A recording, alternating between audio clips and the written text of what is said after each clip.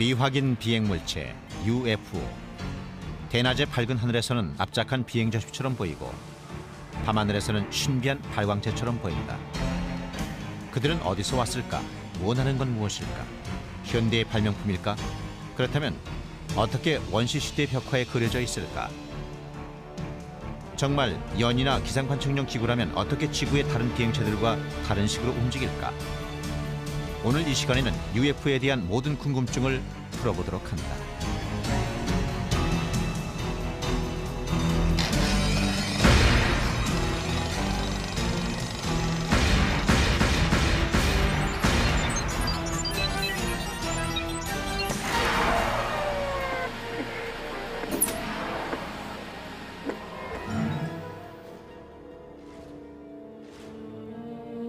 UFO 출몰에 대한 얘기가 나온 지 50년이나 지났으니 UFO도 이젠 우리와 꽤 친숙한 사이가 됐다. 목격자들은 UFO가 놀라운 속도로 비행하며 자유자재로 움직이고 아무 소리도 나지 않는다고 말한다. 그들은 지구에서 만들어진 항공기와 완전히 다르다.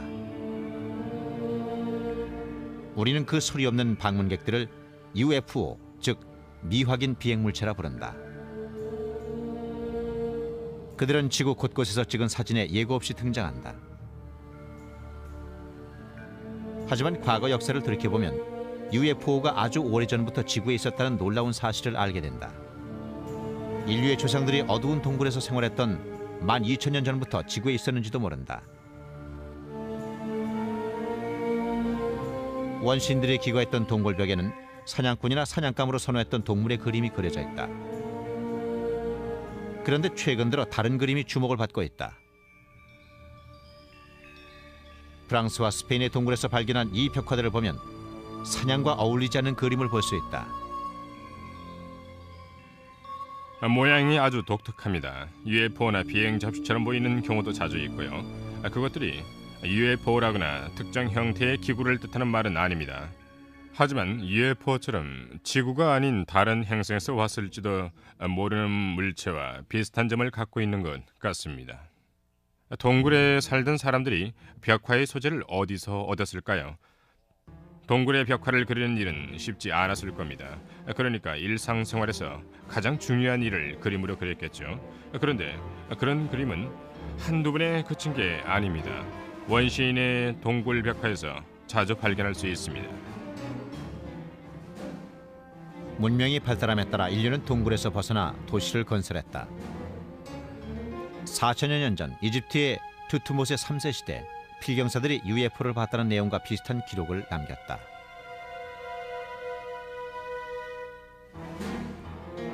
제위 22년 겨울 셋째 달에 불의 원이 하늘에 나타났다.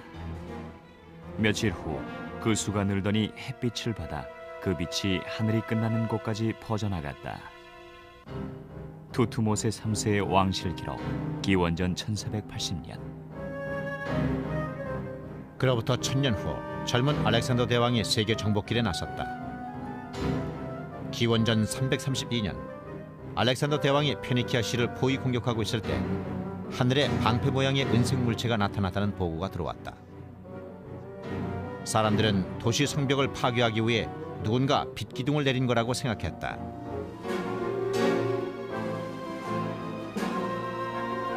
성서에까지도 누군가 외계 비행 물체에 대해 얘기한 내용이 적혀 있다. 내가 보니 북방에서부터 폭풍과 큰 구름이 오는데 그 속에서 불이 번쩍번쩍하여 빛이 그 사면에 비치며 그 불 가운데 단쇠 같은 것이 나타나 보이고. 에스겔 1장 4절. 과거에도 기록이 많이 있었고 그 중에는 합리적인 것도 있습니다. 물론 그 목격자들을 직접 만나서 지평선과 어느 각도의 물체가 있었는지 물을 수도 없습니다. 그 사람들 말을 있는 그대로 믿을 수밖에 없다는 게 문제라면 문제죠. 한 가지 우리가 잊지 말아야 할 점은 자주는 아니지만 실제로 천문학적 이상 현상이 일어나는 일이 없지는 않다는 사실입니다. 항성이 초신성으로 변해서 갑자기 하늘에 나타나는 일 같은 거 말이죠. 옛날 사람들의 천문학적 관점을 고려하면 그들이 대기 현상이나 천문학적 현상을 초자연적인 것으로 생각했을 가능성 역시 배제하면 안 됩니다. 대기 오염에 대한 과학적 인식이 깊어지면서 과거에는 미신으로 믿었던 일들이 현실적인 천체 현상으로 인정받고 있습니다. 하지만 물체가 하늘을 날아다니다 서고 맴돌거나 땅으로 내려오는 것처럼 보이거나 색깔과 모양이 변하면 과학적인 사고를 가진 사람들도 뭔가 특별한 현상이라고 생각하게 됩니다. 1561년 4월 4일 독일의 뉘렌베르크 주민들이 그런 이상한 경험을 했다. 그날 도시 하늘은 튜브 모양의 물체와 빛의 구체로 가득했다. 목격자들은 참으로 무서운 광경이었다고 표현했다. 1566년 여름에는 정확한 걸 좋아하는 스위스인들까지도 스위스 바젤 하늘의 이상한 현상에 대해 보고했다. 두 사건 모두 목격자들이 묘사한 내용은 원시적인 목판화 수준이었다. 하지만 화가들은 우리에게 아주 놀라운 그림을 선물로 남겨주었다. 1998년 다니엘라 지오로다노라는 이탈리아 작가가 르네상스 시대 화가들이 그림에 그린 수수께끼의 비행물체에 대한 경이적인 연구로 상을 수상했다. 그녀는 화가가 그림에 비행물체를 그린 사실뿐 아니라 그 물체를 바라보는 사람들 모습과 하늘에 나타난 특별한 무언가를 보고 놀라는 사람들의 눈까지 그려냈다는 사실을 발견했습니다. 그 물체가 왜 나타났는지는 모르지만 어쨌든 거기 있었고 UFO처럼 보였어요. 이 아름다운 작품은 마돈나와 성 지오반니라는 전통적인 종교화다. 그런데 이 그림에도 배경을 자세히 살펴보면 하늘의 비행물체를 보고 있는 목격자의 모습이 분명히 그려져 있다. 분명한 건 화가가 비행물체를 그리고 싶어 했다는 겁니다. 화가는 마돈나의 모습뿐 아니라 뒤쪽에 비행물체를 보고 있는 사람도 일부러 그려 넣은 겁니다. 이상한 비행물체는 다른 곳에서도 볼 수 있다. 1500년대에 만들어진 이 타피스트리에는 성모 마리아의 일생이 그려져 있다. 그런데 뒤쪽을 보면 1950년대 스타일의 UFO와 비슷한 물체가 눈에 띈다.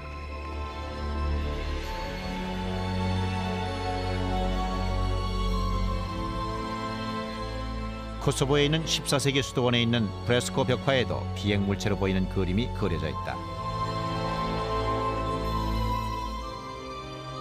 이것은 1680년에 주저된 프랑스 은화다. 빛 한 줄기가 바퀴 모양의 물체를 꿰뚫고 있는 것 같다. 비슷한 물체가 그 후 250년 동안 여러 곳에서 모습을 보이고 있다.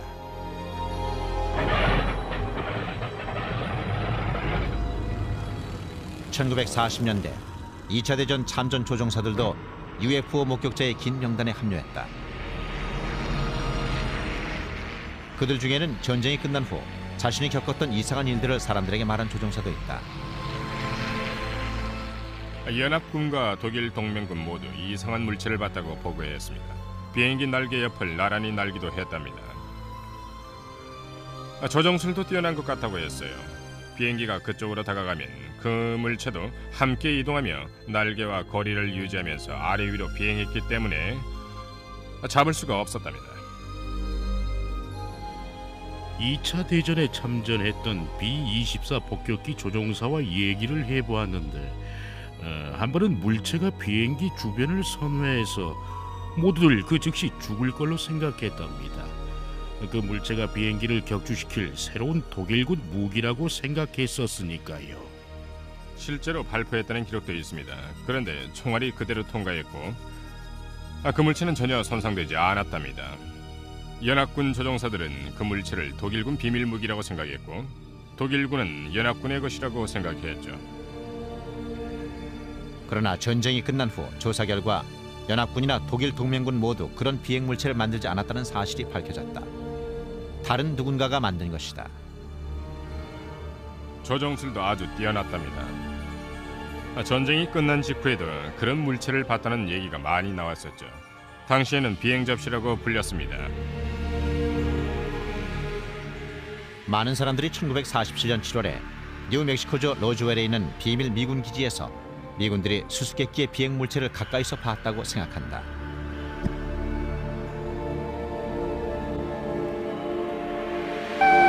The Army Air Forces has announced that a flying disc has been found and is now in the possession of the Army.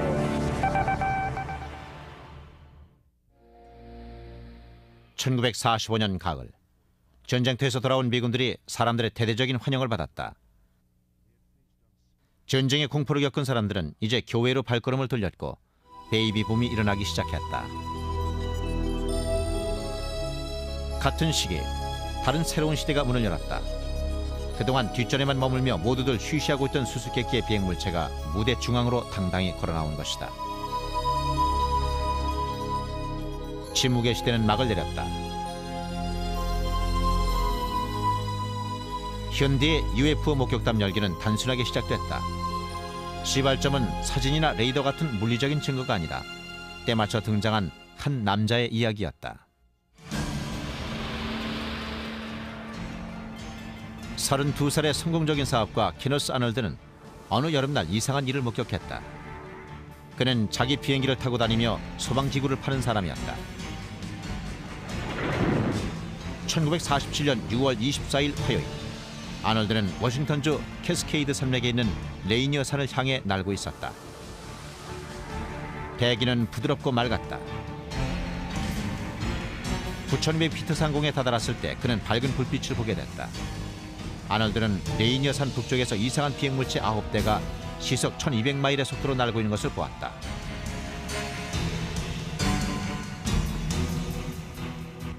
그들이 산맥을 지나갈 때 문을 배경으로 윤곽이 드러났다. 그들은 V자 형태로 비행하면서 아놀드의 표현을 빌리면 물 위를 스치듯 나는 접시처럼 하늘을 미끄러지듯 날았다. 아놀드는 야키마 워싱턴 공항에 내려서 자신이 봤던 것을 사람들에게 털어놓았다. 그는 자신이 목격한 것을 그림으로 그렸다. 그가 그린 그림은 길이 15m, 두께 0.9m의 초승달 모양의 물체였다. 뒷정면은 완만한 곡선이었다. 아놀드는 옆에서 보면 검은 섬처럼 보였다고 했다. 얼마 되지 않아 아놀드의 UFO 목격담이 세상에 알려졌다. 신문은 아놀드가 본 물체에 새 이름을 붙였다. 그 이름이 바로 비행 접시였다. 케너스 아놀드는 곧 유명인사가 됐다. 그는 책도 쓰고 잡지 표지도 장식하면서 아인슈타인과 괴짜의 복합체로 사람들의 존경을 받았다. 언론은 계속해서 그를 세상을 뒤흔든 사람이라 불렀다. 아놀드가 비행 접시를 목격하고 몇 주일 동안 언론은 비행 접시에 대한 사람들의 상상에 불을 지폈다.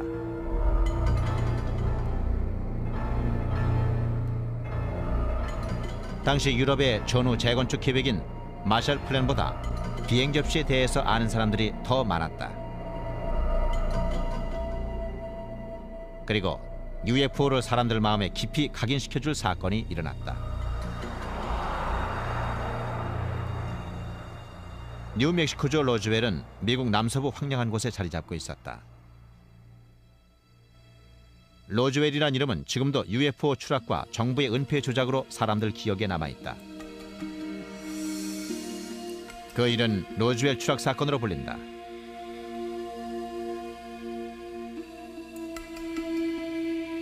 (1947년) 여름, 로즈웰 육군 항공대는 509 엘리트 폭격대대의 고향이었다.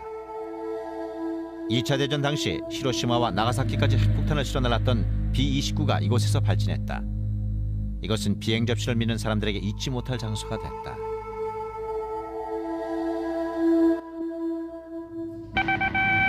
Headline edition, July 8, 1947. The Army Air Forces has announced that a flying disc has been found and is now in the possession of the Army. Army officers say the missile, found sometime last week, has been inspected at Roswell, New Mexico, and sent to Wright Field, Ohio, for further inspection. 월터 톳은 509 폭격대대의 공보장교였다. 그는 로즈웰의 라디오 방송국과 신문사에 언론 자료를 배포하라는 지시를 받았다. 그 소식은 당시 수백 건의 비행 접시 목격담으로 시끄러웠던 미국 사회에 큰 반향을 불러일으켰다. 제가 받은 자료에는 우리가 추락한 비행 접시 잔해를 갖고 있다고 써 있었습니다. 잔해는 로즈웰 북쪽 목장지대에서 발견되었고요. 그런데 그 내용이 갑자기 바뀌었다. 로즈웰 사건 조사를 맡은 로저 레이미 장군은 비행 물체가 비행 접시가 아닌 것으로 판명됐다는 새로운 성명을 내놓았다. 제 생각에는 뻔한 은폐 조작으로만 보였습니다. 잔해 보유를 인정했다가 갑자기 상부에서 내용을 번복한 거죠. 비행 접시였을까? 아니면 기상관 측령 기구였을까? 양쪽 모두 진실이 아닐 수도 있다. 분명한 사실은 뭔가가 로즈웰에 추락했다는 것이다.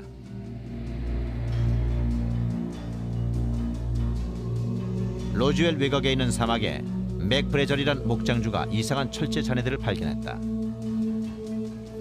잔해는 800m 이상 넓게 퍼져 있었다. 브레절은 군 항공기가 추락한 걸로 생각하고 군기지에 알렸다. 제시 마셀 주니어는 로즈웰 육군 항공대 정보장교였던 아버지가 무엇이 추락했는지를 조사하기 위해서 현장으로 파견됐었다고 했다.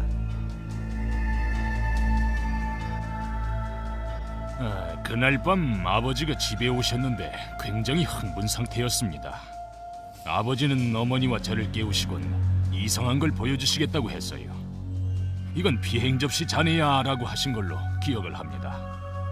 당시 전 12살이었는데 항공기 조각이나 기상 관측용 기구 조각 같은 건 봤었지만 그건 생전 처음 보는 거였습니다.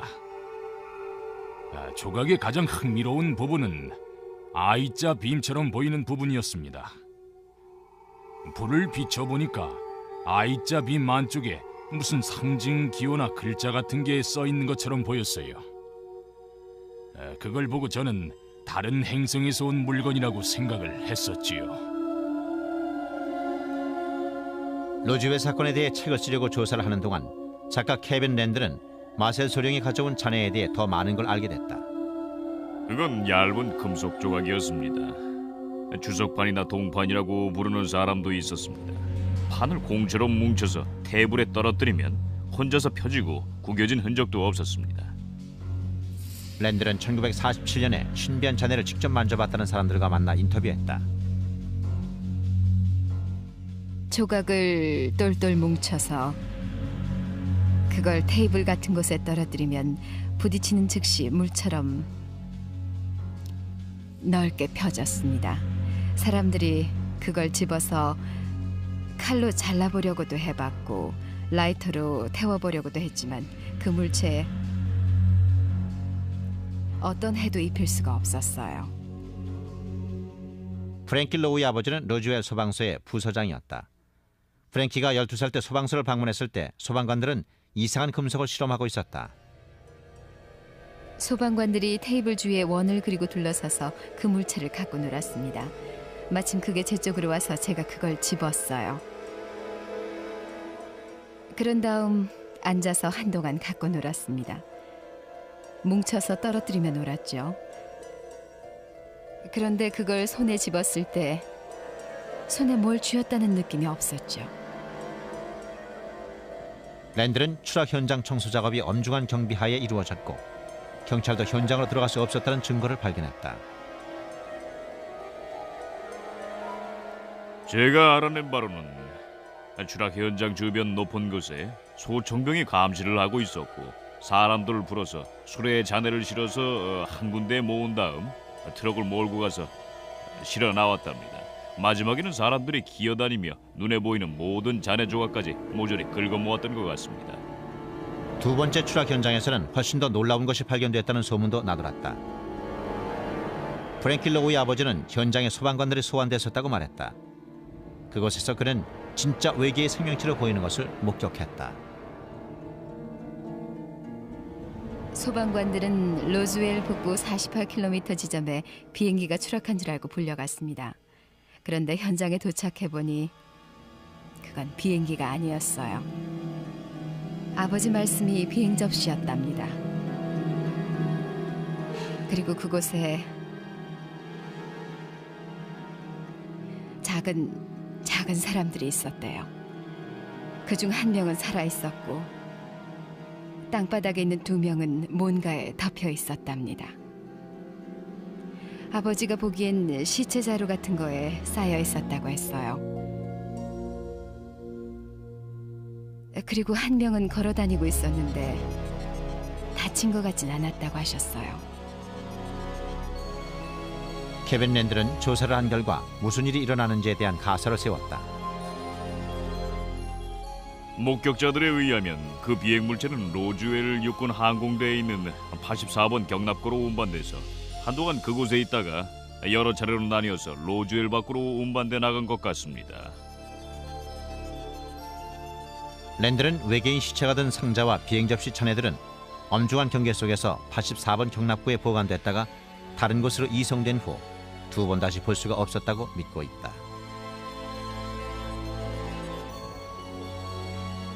미군이 로즈웰 추락 사건에 대해서 경위를 발표했지만 많은 사람들이 군이 은폐 조작한 거라고 생각했다. 1950년대 사람들은 미군이 우주선에 대한 증거를 갖고 있으면서도 그 사실을 은폐했다고 믿었습니다. 그 사건은 분명히 은폐됐습니다. 몇 년 후에 아버지가 말씀하시길 당신도 은폐에 한몫 거들었다고 하셨거든요. 기상 관측용 기구라고 말씀하셨답니다. 마셀에 의하면 그의 아버지는 기상 관측용 기구의 잔해를 수거했다고 말하라는 명령을 받았다는 사실을 폭로했다고 한다. 아버지는 어머니한테 아무 일도 아니니까 친구들과 얘기할 생각은 절대 하지 말라고 하셨습니다. 그때 전 꼬마 공군이었죠. 전 군의 명령을 믿었습니다. 아버지는 제가 말을 하지 않기를 바랬지요. 군 관계자들이 사실을 아는 사람들을 방문해서 입을 다물라고 강요했습니다. 프랭키 로우도 군복 입은 사람을 만난 걸 기억한다. 그 사람은 큰 소리로 넌 아무것도 보지 못한 거다 라고 했어요. 그리고 그 사람 벨트에 몽둥이 같은 걸 차고 있었는데 그걸 빼더니 아주 큰 소리로 말을 하기 시작하면서 힘주어 말할 때마다 그 몽둥이로 자기 손을 내리쳤어요. 넌 아무것도 못 본 거야. 넌 거기 없었어. 그러면서 그 일에 대해 한마디라도 하면 평생 동안 가족과 헤어져 살아야 할 거라고 했습니다. 그걸로도 충분하지 않았는지 이 근방은 사막이라는 거 알지? 널 사막 한가운데 데려다 놓으면 시체도 찾지 못할 거라고 했어요. 목격자의 말이 사실이라면 죽이겠다고 협박당한 것일 수도 있다. 사람들은 로즈웰 사건에 대해서 입을 다물라는 경고를 받았다. 무엇을 보호하려 했던 것일까? 1948년 1월 미 공군은 드러나는 UFO 목격 사례에 대한 조사를 시작했다.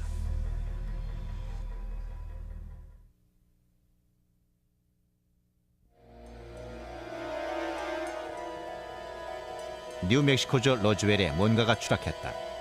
하지만 그 물체가 지구의 하늘로부터 지상으로 떨어졌는지 아니면 외계 어딘가에서 떨어졌는지에 대해서는 50여 년 동안 논쟁이 끊이지 않았다.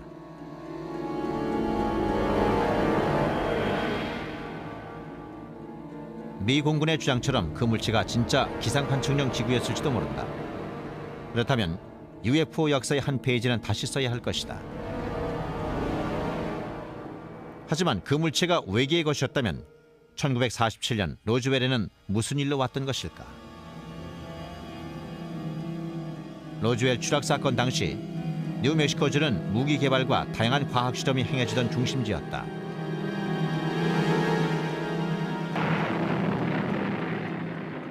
당시 로즈웰 지역은 세계에서 유일하게 레이더와 로켓 그리고 핵무기 실험이 행해졌던 곳이었다. 때문에 UFO에 대한 의문은 국가 안보의 위협적인 존재가 될 수밖에 없었다.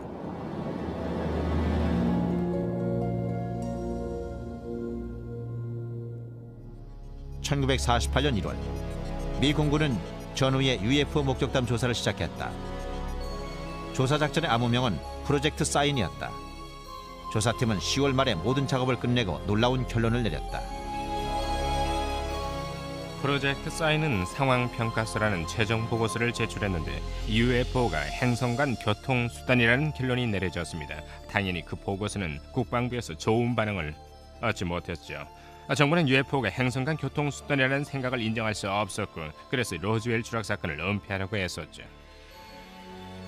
그 보고서는 미 공군 사령관한테까지 올라갔는데 그는 보고서가 설득력이 없다고 했습니다. 그는 보고서를 다시 돌려보내고 프로젝트 사인 참가자를 거의 해고시켰죠. 남은 프로젝트 사인 조사팀 사람들은 벽에 쓰여있는 글을 봤어요. 외계 물체라고 말하면 직장을 잃을 것이고 경력도 끝날 것이다. 정리 작업이 끝난 후 그 조사는 프로젝트 그렇지, 즉 유관 프로젝트라고 명명됐다. 미 공군 관계자들은 프로젝트 그렇지를 UFO 조사의 암흑기로 보고 있다.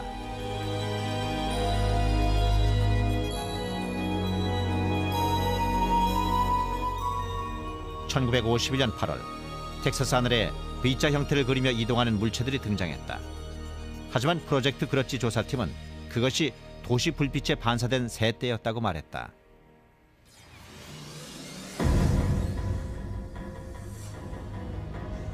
이 필름은 1950년 몬태나주 그레이트 폴즈에서 촬영한 것이다.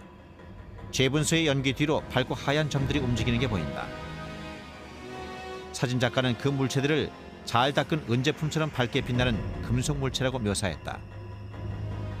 프로젝트 그렇지는 그 물체들이 근처에 착륙한 F-94 요격기라고 결론지었다. 프로젝트 그렇지는 3년 동안 계속되다가 보다 객관적인 조사팀이라 할 수 있는 프로젝트 블루북으로 개편됐다. 프로젝트 블루북은 사람들과 언론의 관심을 한몸에 받았습니다. 하지만 조사 장비나 실력이 부족했어요. 레이더도 없었고 컴퓨터도 없었죠. 사람들을 비행기에 태워 하늘로 올려보내서 UFO를 관측할 준비도 갖추고 있지 못했습니다. 장교 1명, 부관 1명, 비서 여러 명이 전부였죠. 그들의 기본적인 임무는 비행 접시 같은 건 존재하지 않는다고 말하는 거였습니다. 헥터 퀸타넬라 소령이 1960년대 후반에 블루북 프로젝트의 책임자가 됐다.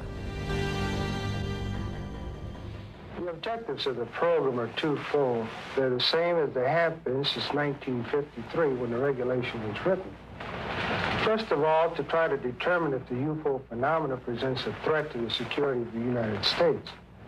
And second, to determine if the UFO phenomena exhibits any technological advances which could be channeled into research and development. UFO 목격담 보고 중 대다수가 접시 모양의 렌즈 구름과 같은 대기 이상 현상으로 쉽게 설명할 수 있었다. 이 필름을 찍은 해군 장교이자 항공사진 작가는 카메라로 찍기 전에 그 물체를 가까이서 봤다고 주장했다. 그는 그 물체가 접시 모양이고 금속 색깔이었다고 말했다. 블루북은 그 물체들이 높이 나는 새들이었다고 결론지었다. 16년 동안 블루북 컨설턴트로 일한 천문학자 J. 앨런 하이넥은 그 프로젝트의 당시 사정에 대해서 이렇게 말했다. 퀸타넬라 소령은 말하자면 넌센스 학교 교장으로 취임한 셈이었다.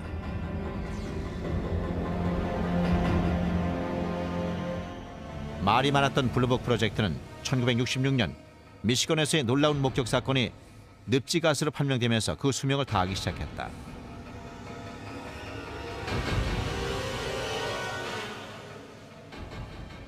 (1969년 12월) 미 공군은 프로젝트 블루북의 문을 닫고 UFO 문제에서 손을 뗐다. 그 문제를 기꺼이 다루고 싶어하는 과학자들도 별로 없었다. 그렇지만 UFO 문제를 캐고 싶어하는 과학자들이 없는 것은 아니었다.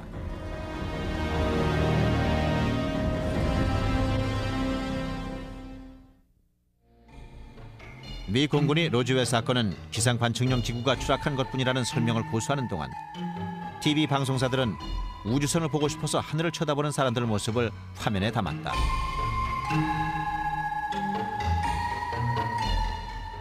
갑자기 미국 곳곳에서 사람들이 뭔가를 봤다는 얘기가 들려오기 시작했다. 그리고 뒤를 이어 비행 접시와 그걸 조종하는 사람들에 대한 관심이 높아졌다. 그리고 실제로 비행 접시에 타봤다는 얘기도 나왔다. Within a matter of several days, I will myself make what might be called a flying saucer. although I don't choose to call it that, because it may not respond to our controls. 1940년대 말과 50년대 사람들에게 비행 접시는 신기한 관심거리였습니다. 그래서 대중의 인기를 한몸에 받았죠. 화성인들이 비행 접시를 타고 지구를 침공한다는 아이디어에 바탕을 둔 공상과학 영화도 나왔습니다.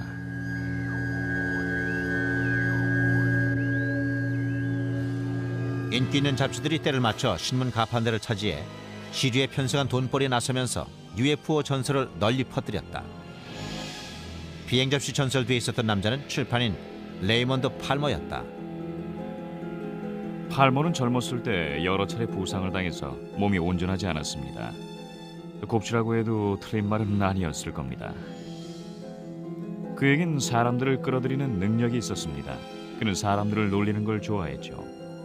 그를 좋아하는 팬들도 속아 넘어가거나 놀림당하는 걸 아주 좋아했고요.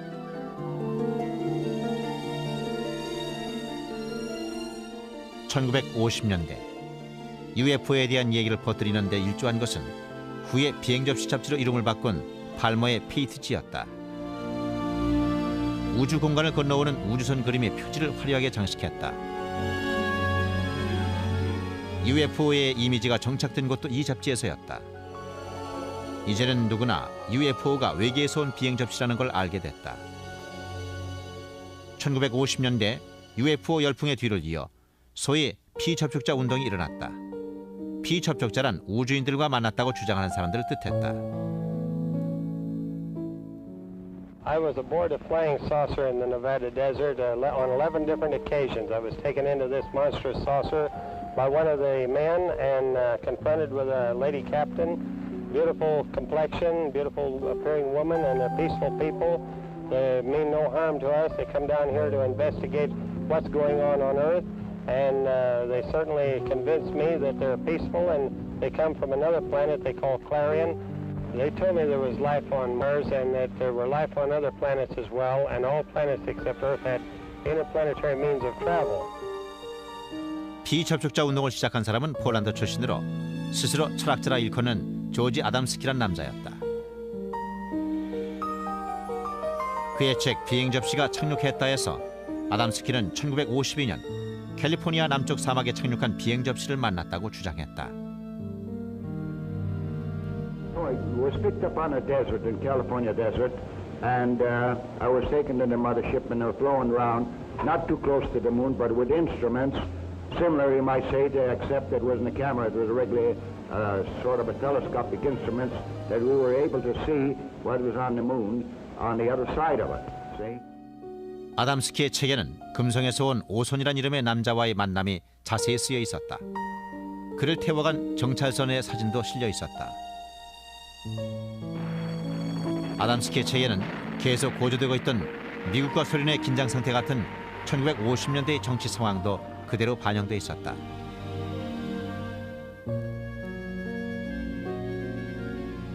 오손이 떠날 때 그는 수수께끼의 발자국을 남겼다.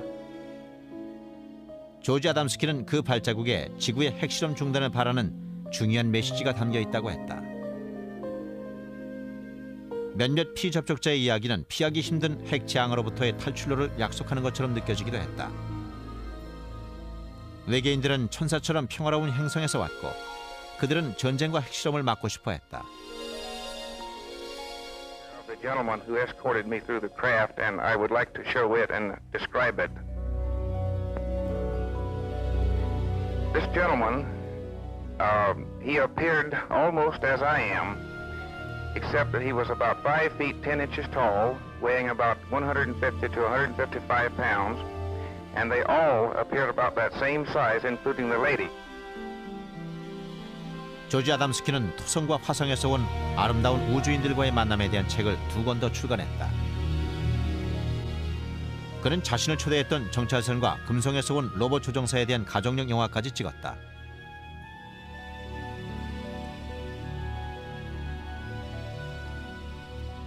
아담스키 이야기에 대한 영향으로 비행 접시 클럽과 모임이 폭발적으로 늘어났다.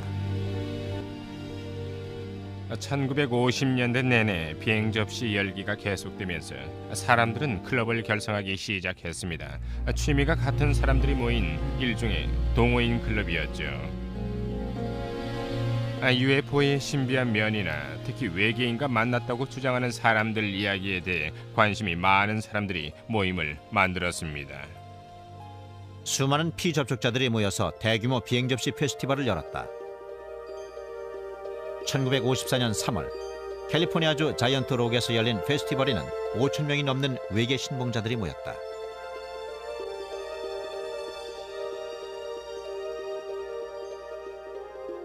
How many trips have you made to outer space? Well, I'd say 350 or a few more. When was the last one? Well, first part of June. And who did you go with? Well, people from Jupiter. I have made telepathic contact for the past 8 years with many space people from many areas of space, both inside and outside of the solar system. 페스티벌에서는 강연회가 열렸고 매점에서는 책, 사진 그리고 우주시대 기념품들을 팔았다. 가장 중요한 것은 그 같은 집회가 피접촉자들에게 아이디어나 소문 그리고 사건 이야기를 교환하는 장소를 제공했다는 것이다. But I do believe what I see. And I am one of those who was inside a flying saucer. I seem to become one with the entire universe. Everything in the universe seemed to be contracted down to one small dot. What were their clothes like? The woman had a radiant red box-pleated skirt and a black velvet-appearing blouse and a black and red tam or beret, and the men had clothes very similar to our Greyhound bus drivers. 피접촉자들은 자신들이 탔던 우주선에 대해서 놀라울 정도로 자세하게 설명했다. On July the 12th, I took a trip in a flying saucer, which I am pointing right here. The saucer was well equipped with rooms, bedrooms, bathrooms, toilets, and this saucer, I went up into Mars, over the Moon, Venus, Clarion, and Orion. When I say Orion, I do not mean Orion. It is a planet outside of our galaxy. 피접촉자들 사이에서는 UFO의 증거가 머지않아 드러날 거라는 믿음이 큰 인기를 얻었다. We are going to see more and more of these visitors from space, and that before too long, the evidence will be incontrovertible, that you will have on your TV screens and on your movie screens concrete evidence that the ships are here and that they are real and they're not fantastic things which have been cooked up to make a movie. 1950년대 피접촉자들 운동은 UFO 열기의 가벼운 일면이라 할 수 있었다. 그런데 같은 시기에 사진들이 중요시되기 시작하면서 UFO를 심각하게 받아들여야 한다는 여론이 대두됐다.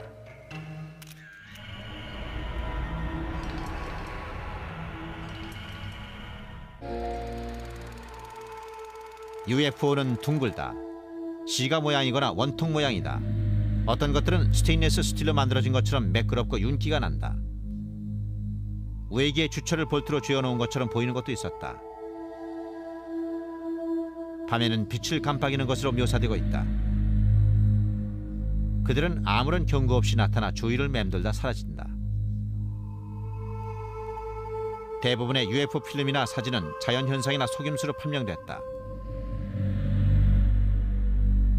그러나 우리의 상상과 다르고 설명이 불가능한 사진이 나오는 경우도 있었다. UFO 사진은 대개 신빙성이 높습니다. 사진은 객관적인 증거물로 생각하거든요. UFO 현상은 수명이 짧습니다. 우주선에 들어오는 건 종이나 녹음기에 기록된 목격자들 증언들 뿐이죠. 하지만 사진의 경우는 얘기가 아주 다릅니다. 사진은 외계 비행선이 실제로 존재할지도 모른다는 신빙성 있는 증거물이 될 수 있다.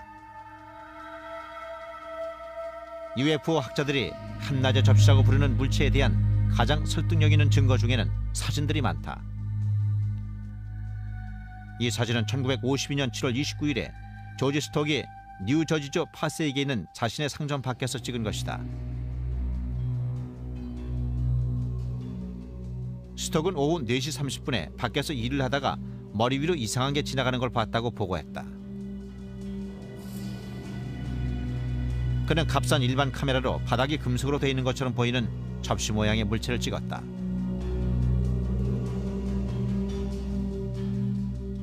그 물체는 잠시 상공을 맴돌다가 속도를 높여 사라졌다. 스톡이 진짜 비행 접시를 봤는지 속임수를 썼는지 혹은 다른 사람의 장난에 속은 건지는 영원히 알 길이 없다. 브루스 맥카비 박사는 미 해군에서 일하는 광학 물리학자다. 그의 공식적인 연구에는 고에너지 우주 레이저가 포함되어 있지만 그는 UFO 사진 정밀 분석에도 남다른 관심을 갖고 있다. 맥카비 박사의 특별한 관심사 중 하나는 설명이 불가능하고 속임수라고 매도할 수 없는 사진들이다. 그중 하나가 1950년 오리건주에 있는 한 농장에서 찍은 사진이다.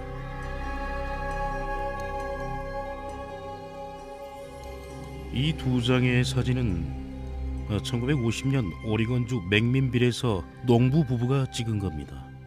이게 첫 번째 사진이고 이게 두 번째 거예요. 사진을 약간 확대시켜 보면 맥카비는 단순한 카메라로 초저녁에 찍은 사진들을 이미지 확대 기기를 이용해서 집중 분석했다.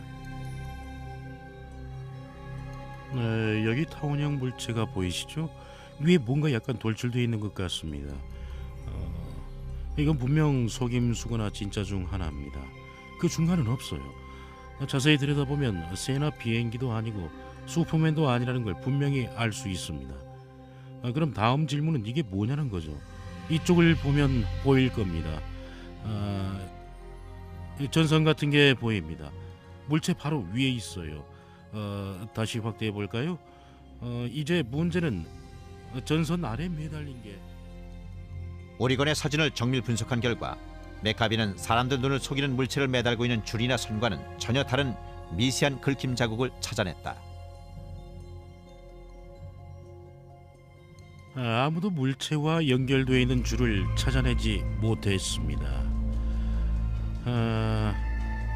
카메라를 움직여서 영상이 흐려진 게 아니라면 우연히 사진에 찍혔을 가능성도 있습니다. 미 공군과 FBI 요원들도 사진을 찍은 사람들에게 질문을 했고 잡지에 사진이 실리기도 했다. 그러나 아무도 정확한 설명을 하지 못했다.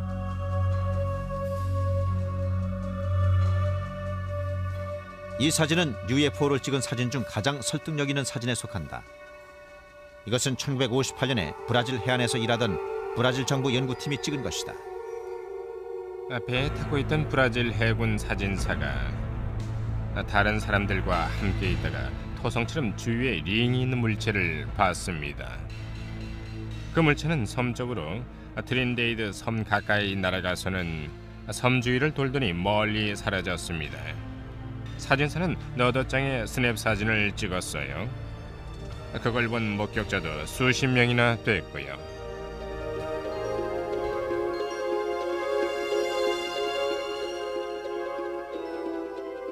UFO는 2분 가까이 목격됐다.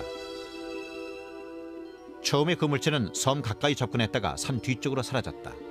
그런 다음 다시 나타나서 바다를 향해서 빠른 속도로 사라졌다.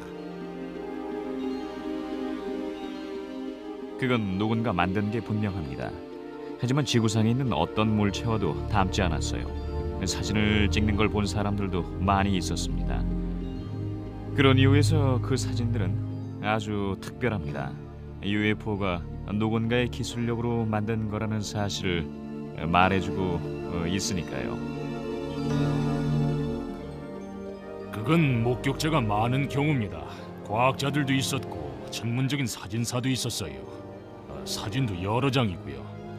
아마도 UFO를 찍은 사진 중에서 최고일지도 모릅니다.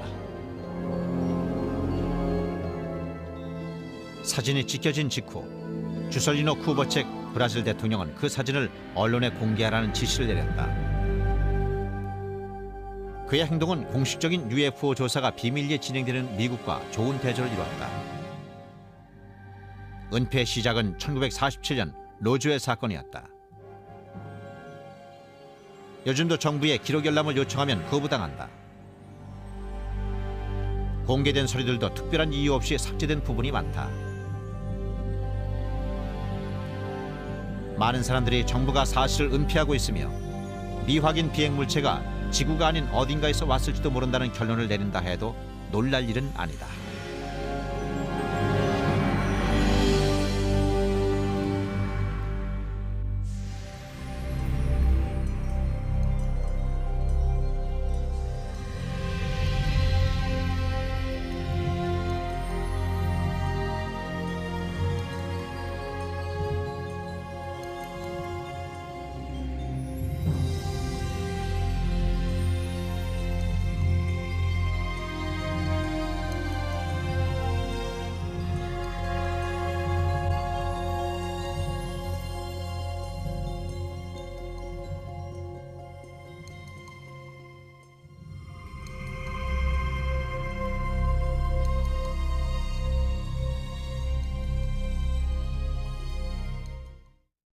사진은 외계 비행선이 실제로 존재할지도 모른다는 신빙성 있는 증거물이 될 수 있다. UFO 학자들이 한낮의 접시라고 부르는 물체에 대한 가장 설득력 있는 증거 중에는 사진들이 많다. 이 사진은 1952년 7월 29일에 조지 스톡이 뉴저지주 파세이에 있는 자신의 상점 밖에서 찍은 것이다.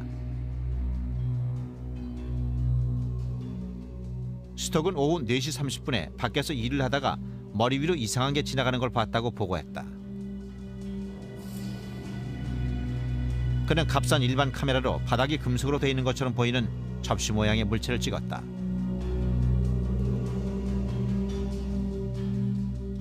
그 물체는 잠시 상공을 맴돌다가 속도를 높여 사라졌다. 스톡이 진짜 비행 접시를 봤는지 속임수를 썼는지 혹은 다른 사람의 장난에 속은 건지는 영원히 알 길이 없다. 브루스 맥카비 박사는 미 해군에서 일하는 광학 물리학자다. 그의 공식적인 연구에는 고에너지 우주 레이저가 포함되어 있지만 그는 UFO 사진 정밀 분석에도 남다른 관심을 갖고 있다. 맥카비 박사의 특별한 관심사 중 하나는 설명이 불가능하고 속임수라고 매도할 수 없는 사진들이다. 그중 하나가 1950년 오리건주에 있는 한 농장에서 찍은 사진이다.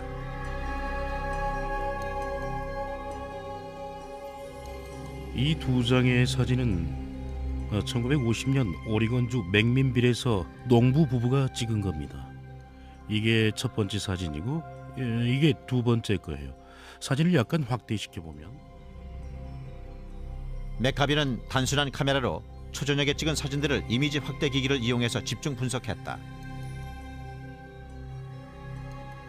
여기 타원형 물체가 보이시죠? 위에 뭔가 약간 돌출되어 있는 것 같습니다. 이건 분명 속임수거나 진짜 중 하나입니다. 그 중간은 없어요. 자세히 들여다보면 새나 비행기도 아니고 슈퍼맨도 아니라는 걸 분명히 알 수 있습니다. 그럼 다음 질문은 이게 뭐냐는 거죠. 이쪽을 보면 보일 겁니다. 전선 같은 게 보입니다. 물체 바로 위에 있어요. 다시 확대해 볼까요?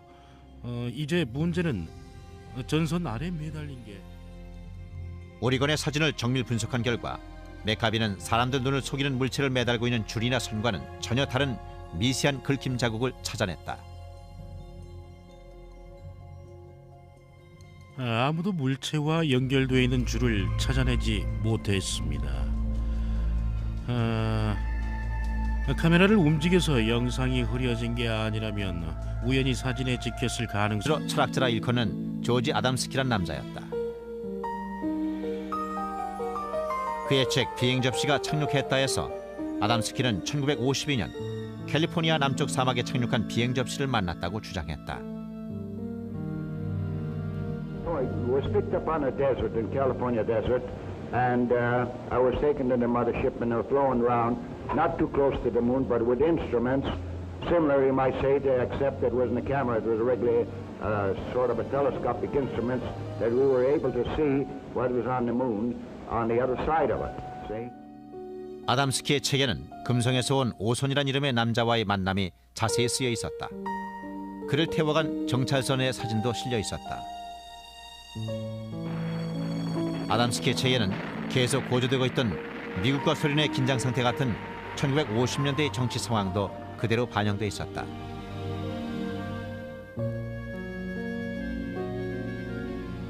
오손이 떠날 때 그는 수수께끼의 발자국을 남겼다. 조지 아담스키는 그 발자국에 지구의 핵실험 중단을 바라는 중요한 메시지가 담겨 있다고 했다.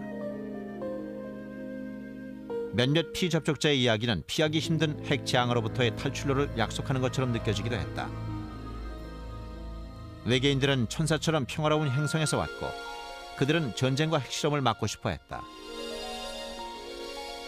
The gentleman who escorted me through the craft, and I would like to show it and describe it. This gentleman, he appeared almost as I am, except that he was about 5 feet 10 inches tall, weighing about 150 to 155 pounds, and they all appeared about that same size, including the lady. 조지 아담스키는 토성과 화성에서 온 아름다운 우주인들과의 만남에 대한 책을 2권 더 출간했다. 그는 자신을 초대했던 정찰선과 금성에서 온 로봇 조종사에 대한 가정용 영화까지 찍었다.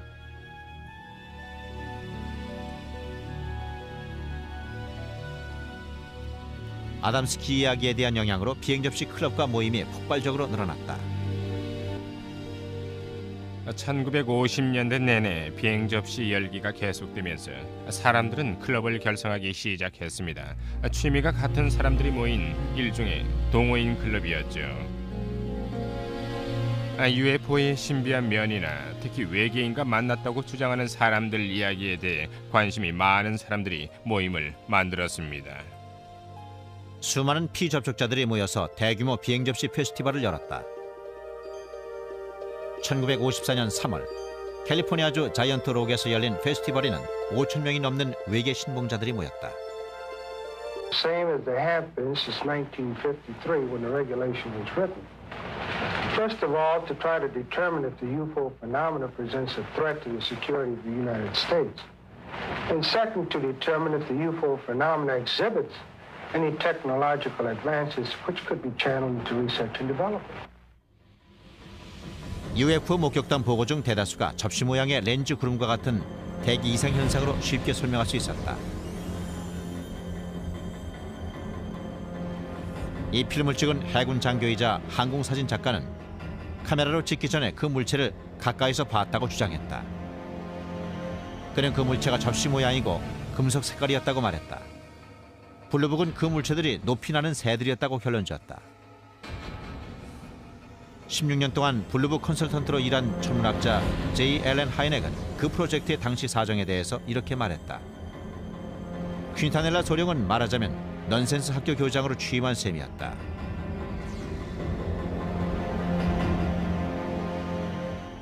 말이 많았던 블루북 프로젝트는 1966년 미시건에서의 놀라운 목격 사건이 늪지가스로 판명되면서 그 수명을 다하기 시작했다.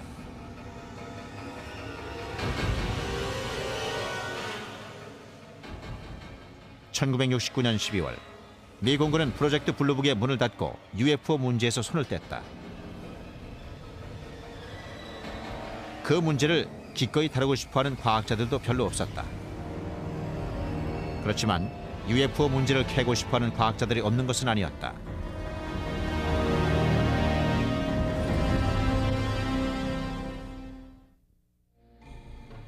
미 공군이 로즈웰 사건은 기상 관측용 기구가 추락한 것뿐이라는 설명을 고수하는 동안 TV 방송사들은 우주선을 보고 싶어서 하늘을 쳐다보는 사람들의 모습을 화면에 담았다.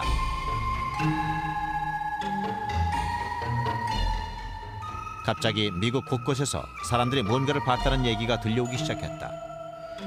그리고 뒤를 이어 비행 접시와 그걸 조종하는 사람들에 대한 관심이 높아졌다.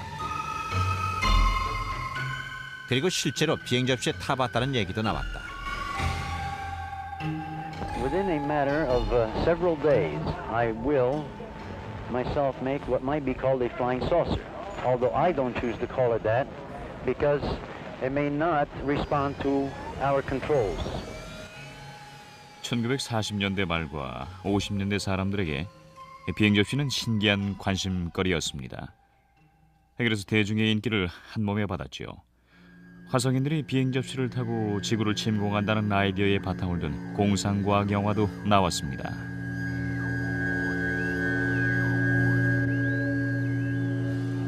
인기 있는 잡지들이 때려 그는 자신을 초대했던 정찰선과 금성에서 온 로봇 조종사에 대한 가정용 영화까지 찍었다.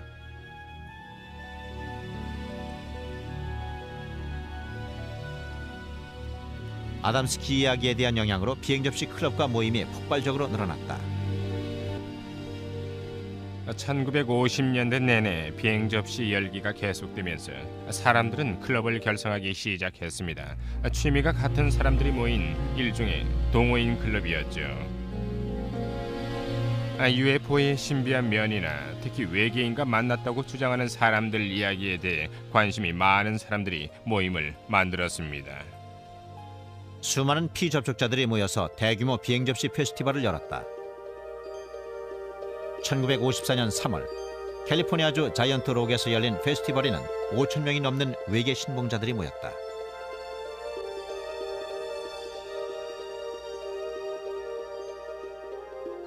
How many trips have you made to outer space?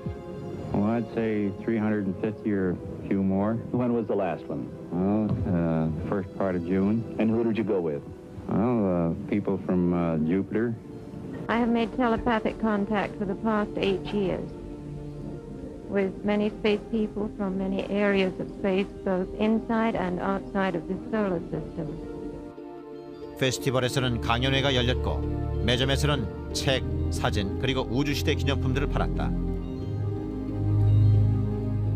가장 중요한 것은 그 같은 집회가 피접촉자들에게 아이디어나 소문 그리고 사건 이야기를 교환하는 장소를 제공했다는 것이다. But I do believe what I see. And I am one of those who was inside a flying saucer. I seem to become one with the entire universe. Everything in the universe seemed to be contracted down to one small dot.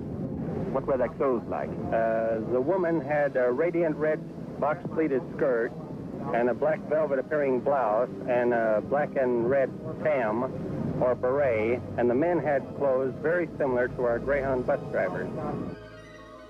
피접촉자들은 자신들이 탔던 우주선에 대해서 놀라울 정도로 자세하게 설명했다. On July the 12th, I took a trip in a flying saucer, which I am pointing right here. The saucer was well equipped with rooms, bedrooms, bathrooms, toilets, and this saucer, I went up into Mars, over the moon, Venus, Clarion, and Orion. When I say Orion, I do not mean Orion. It is a planet outside of our galaxy. The saucer was well equipped with rooms, bedrooms, bathrooms, toilets, and this saucer, I went up into Mars, over the moon, Venus, Clarion, and Orion. When I say Orion, I do not mean Orion. It is a planet outside of our galaxy. 피접촉자들 사이에서는 UFO의 증거가 머지않아 드러날 거라는 믿음이 큰 인기를 얻었다. We are going to see more and more of these visitors from space, and that before too long, the evidence will be incontrovertible, that you will have on your TV screens and on your movie screens concrete evidence that the ships are here and that they are real and they're not fantastic things which have been cooked up to make a movie. 1950년대 피접촉자들 운동은 UFO 열기의 가벼운 일면이라 할 수 있었다. 그런데 같은 시기에 사진들이 중요시되기 시작하면서 UFO를 심각하게 받아들여야 한다는 여론이 대두됐다.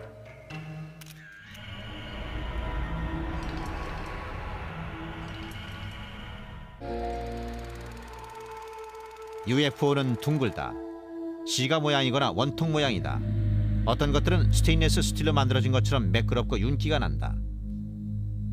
외계의 주철을 볼트로 쥐어놓은 것처럼 보이는 것도 있었다. 밤에는 빛을 깜빡이는 것으로 묘사되고 있다. 그들은 아무런 경고 없이 나타나 주위를 맴돌다 사라진다. 대부분의 UFO 필름이나 사진은 자연현상이나 속임수로 판명됐다. 그러나 우리의 상상과 다르고 설명이 불가능한 사진이 나오는 경우도 있었다. UFO 사진은 대개 신빙성이 높습니다. 사진은 객관적인 증거물로 생각하거든요. UFO 현상은 수명이 짧습니다. 우리 손에 들어오는 건 종이나 녹음기에 기록된 목격자들 증언들 뿐이죠. 하지만 사진의 경우는 얘기가 아주 다릅니다. 사진은 외계 비행선이 실제로 존재할지도 모른다는 신빙성 있는 증거물이 될 수 있다. UFO 학자들이 한낮의 접시라고 부르는 물체에 대한 가장 설득력 있는 증거 중에는 사진들이 많다. 이 사진은 1952년 7월 29일에 조지 스톡이 뉴저지주 파세이에 있는 자신의 상점 밖에서 찍은 것이다. 스톡은 오후 4시 30분에 밖에서 일을 하다가 머리 위로 이상한 게 지나가는 걸 봤다고 보고했다. 뛰고 있었는데 다친 것 같진 않았다고 하셨어요. 케빈 랜들은 조사를 한 결과 무슨 일이 일어나는지에 대한 가설을 세웠다. 목격자들에 의하면 그 비행 물체는 로즈웰 육군 항공대에 있는 84번 경납고로 운반돼서 한동안 그곳에 있다가 여러 차례로 나뉘어서 로즈웰 밖으로 운반돼 나간 것 같습니다.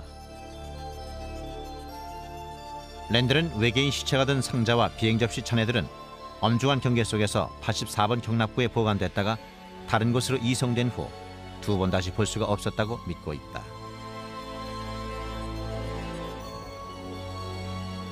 미군이 로즈웰 추락 사건에 대해서 경위를 발표했지만 많은 사람들이 군이 은폐 조작한 거라고 생각했다.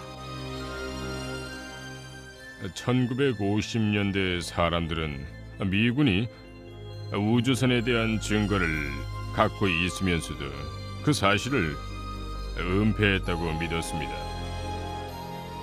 그 사건은 분명히 은폐됐습니다. 몇 년 후에 아버지가 말씀하시길 당신도 은폐에 한몫 거들었다고 하셨거든요. 기상 관측용 기구라고 말씀하셨답니다. 마셀에 의하면 그의 아버지는 기상 관측용 기구의 잔해를 수거했다고 말하라는 명령을 받았다는 사실을 폭로했다고 한다. 아버지는 어머니한테 아무 일도 아니니까 친구들과 얘기할 생각은 절대 하지 말라고 하셨습니다. 그때 전 꼬마 공군이었죠. 전 군의 명령을 믿었습니다. 아버지는 제가 말을 하지 않기를 바랬지요. 군 관계자들이 사실을 아는 사람들을 방문해서 입을 다물라고 강요했습니다. 프랭키 로우도 군복 입은 사람을 만난 걸 기억한다. 그 사람은 큰 소리로 넌 아무것도 보지 못한 거다 라고 했어요. 그리고 그 사람 벨트에 몽둥이 같은 걸 차고 있었는데 그걸 빼더니 아주 큰 소리로 말을 하기 시작하면서 힘주어 말할 때마다 그 몽둥이로 자기 손을 내리쳤어요. 넌 아무것도 못 본 거야. 넌 거기 없었어. 그러면서 그 일에 대해 한마디라도 하면 평생 동안 가족과 헤어져 살아야 할 거라고 했습니다. 그걸로도 충분하지 않았는지 이 근방은 사막이라는 거 알지? 널 사막 한가운데 데려다 놓으면 시체도 찾지 못할 거라고 했어요. 목격자의 말이 사실이라면 죽이겠다고 협박당한 것일 수도 있다. 사람들은 로즈웰 사건에 대해서 입을 다물라는 경고를 받았다. 무엇을 보호하려 했던 것일까? 1948년 1월 미 공군은 드러나는 UFO 목격 사례에 대한 조사의 증거가 머지않아 드러날 거라는 믿음이 큰 인기를 얻었다. We are going to see more and more of these visitors from space, and that before too long, the evidence will be incontrovertible, that you will have on your TV screens and on your movie screens concrete evidence that the ships are here and that they are real and they're not fantastic things which have been cooked up to make a movie. 1950년대 비접촉자들 운동은 UFO 열기의 가벼운 일면이라 할 수 있었다. 그런데 같은 시기에 사진들이 중요시되기 시작하면서 UFO를 심각하게 받아들여야 한다는 여론이 대두됐다.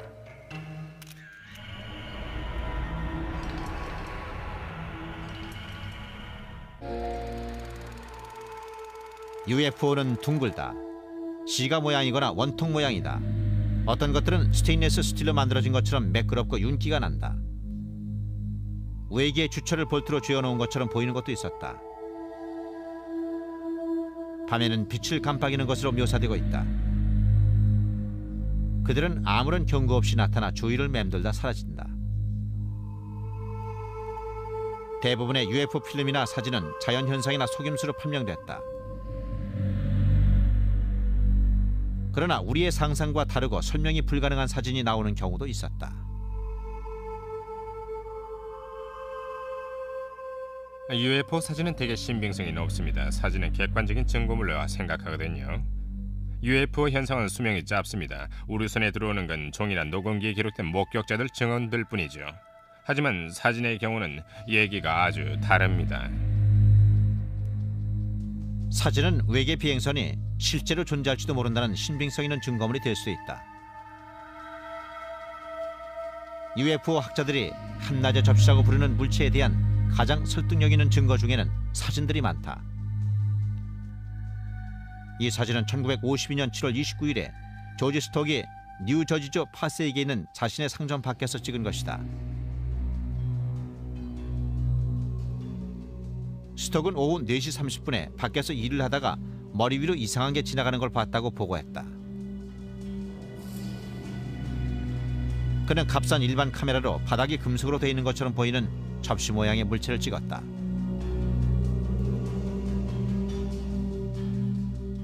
그 물체는 잠시 상공을 맴돌다가 속도를 높여 사라졌다. 스톡이 진짜 비행 접시를 봤는지 속임수를 썼는지 혹은 다른 사람의 장난에 속은 건지는 영원히 알 길이 없다. 브루스 맥카비 박사는 미 해군에서 일하는 광학물리학자다. 그의 로즈웰이란 이름은 지금도 UFO 추락과 정부의 은폐 조작으로 사람들 기억에 남아있다. 그 일은 로즈웰 추락 사건으로 불린다.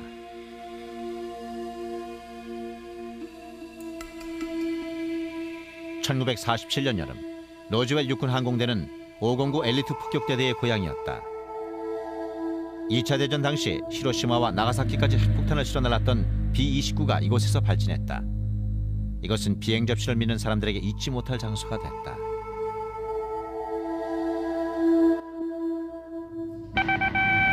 Headline edition, July 8, 1947. The Army Air Forces has announced that a flying disc has been found and is now in the possession of the Army. Army officers say the missile, found sometime last week, has been inspected at Roswell, New Mexico, and sent to Wright Field, Ohio, for further inspection. 월터 톳은 509 폭격대대의 공보장교였다. 그는 로즈웰의 라디오 방송국과 신문사에 언론 자료를 배포하라는 지시를 받았다. 그 소식은 당시 수백 건의 비행 접시 목격담으로 시끄러웠던 미국 사회에 큰 반향을 불러일으켰다. 제가 받은 자료에는 우리가 추락한 비행 접시 잔해를 갖고 있다고 써 있었습니다. 잔해는 로즈웰 북쪽 목장지대에서 발견되었고요. 그런데 그 내용이 갑자기 바뀌었다. 로즈웰 사건 조사를 맡은 로저 레이미 장군은 비행 물체가 비행 접시가 아닌 것으로 판명됐다는 새로운 성명을 내놓았다. 제 생각에는 뻔한 은폐 조작으로만 보였습니다. 잔해 보유를 인정했다가 갑자기 상부에서 내용을 번복한 거죠. 비행 접시였을까? 아니면 기상관 측령 기구였을까? 양쪽 모두 진실이 아닐 수도 있다. 분명한 사실은 뭔가가 로즈웰에 추락했다는 것이다.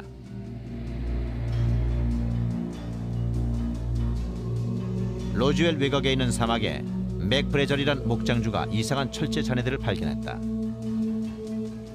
잔해는 800m 이상 넓게 퍼져 있었다. 브레절은 군 항공기가 추락한 걸로 생각하고 군기지에 알렸다.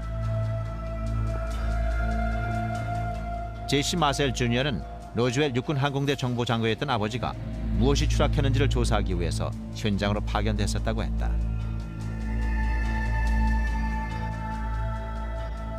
그날 밤 아버지가 집에 오셨는데 굉장히 흥분 상태였습니다. 아버지는 어머니와 저를 깨우시곤 이상한 걸 보여주시겠다고 했어요. 이건 비행 접시 잔해야라고 하신 걸로 기억을 합니다.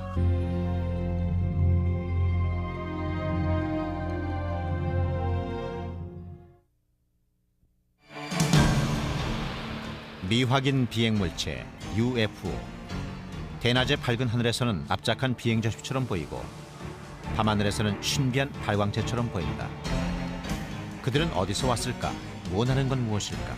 현대의 발명품일까? 그렇다면 어떻게 원시시대 벽화에 그려져 있을까?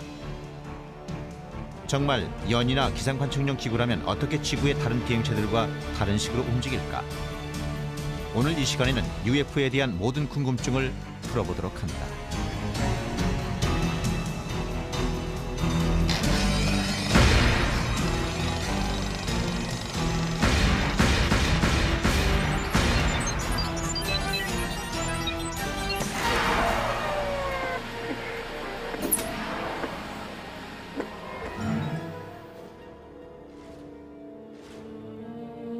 UFO 출몰에 대한 얘기가 나온 지 50년이나 지났으니 UFO도 이젠 우리와 꽤 친숙한 사이가 됐다. 목격자들은 UFO가 놀라운 속도로 비행하며 자유자재로 움직이고 아무 소리도 나지 않는다고 말한다. 그들은 지구에서 만들어진 항공기와 완전히 다르다. 우리는 그 소리 없는 방문객들을 UFO, 즉 미확인 비행물체라 부른다. 그들은 지구 곳곳에서 찍은 사진에 예고 없이 등장한다. 하지만 과거 역사를 돌이켜보면 UFO가 아주 오래전부터 지구에 있었다는 놀라운 사실을 알게 된다. 인류의 조상들이 어두운 동굴에서 생활했던 12,000년 전부터 지구에 있었는지도 모른다. 원시인들이 기거했던 동굴벽에는 사냥꾼이나 사냥감으로 선호했던 동물의 그림이 그려져 있다. 그런데 최근 들어 다른 그림이 주목을 받고 있다. 프랑스와 스페인의 동굴에서 발견한 이 벽화들을 보면 사냥과 어울리지 않는 그림을 볼 수 있다.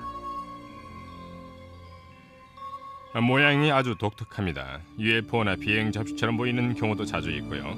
그것들이 UFO라거나 특정 형태의 기구를 뜻하는 말은 아닙니다.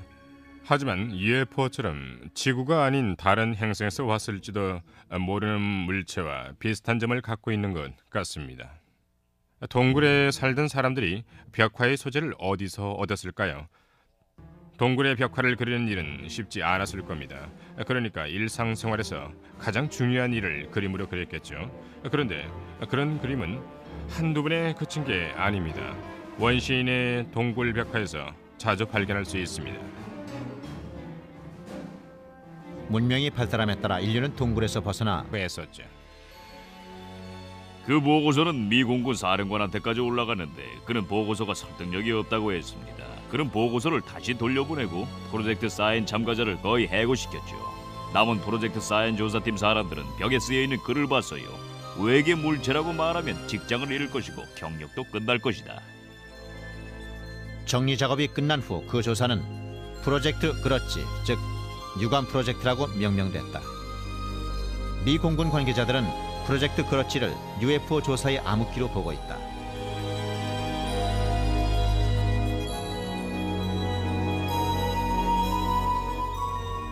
(1951년 8월) 텍사스 하늘에 V자 형태를 그리며 이동하는 물체들이 등장했다. 하지만 프로젝트 그렇지 조사팀은 그것이 도시 불빛에 반사된 새떼였다고 말했다.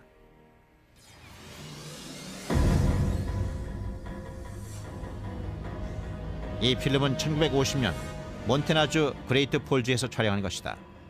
재분수의 연기 뒤로 밝고 하얀 점들이 움직이는 게 보인다. 사진작가는 그 물체들을 잘 닦은 은제품처럼 밝게 빛나는 금속 물체라고 묘사했다.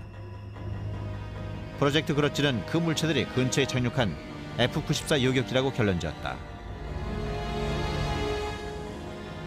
프로젝트 그렇지는 3년 동안 계속되다가 보다 객관적인 조사팀이라 할 수 있는 프로젝트 블루북으로 개편됐다. 프로젝트 블루북은 사람들과 언론의 관심을 한몸에 받았습니다. 하지만 조사 장비나 실력이 부족했어요. 레이더도 없었고 컴퓨터도 없었죠. 사람들을 비행기에 태워 하늘로 올려보내서 UFO를 관측할 준비도 갖추고 있지 못했습니다. 장교 한 명, 부관 1명, 비서 여러 명이 전부였죠. 그들의 기본적인 임무는 비행 접시 같은 건 존재하지 않는다고 말하는 거였습니다.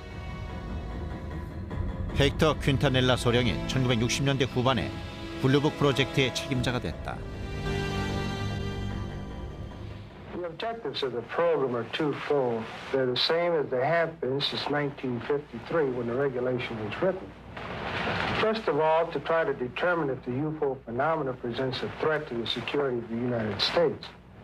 And second, to determine if the UFO phenomena exhibits any technological advances which could be channeled into research and development.